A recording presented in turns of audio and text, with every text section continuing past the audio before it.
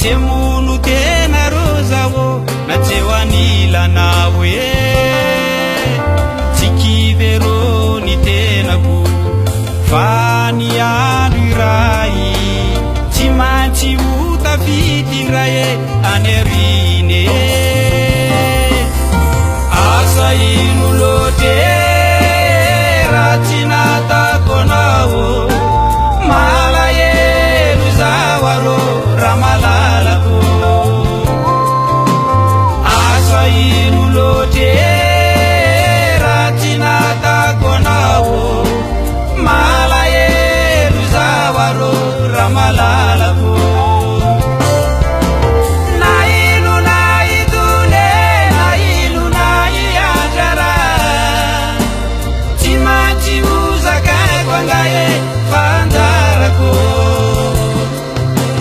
na ino na idone na ino na iandrara tsy maintsy ho zakaiko angae fanjarako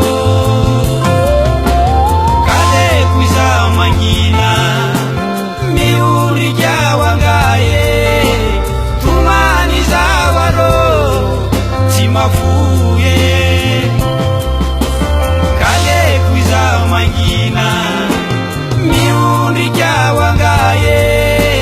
tomany zao arô tsy mafoe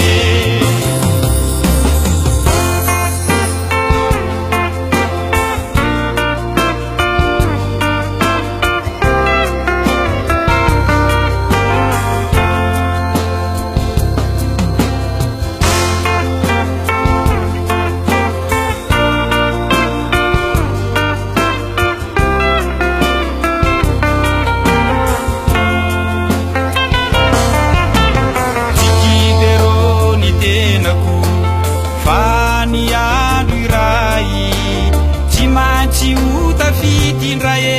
any ariny tsy kivero ny tenako fa ny andro iray tsy maintsy ho tafidindray any ariny asa ino loatre raha tsy natako anao malahelo zao arô raha malalako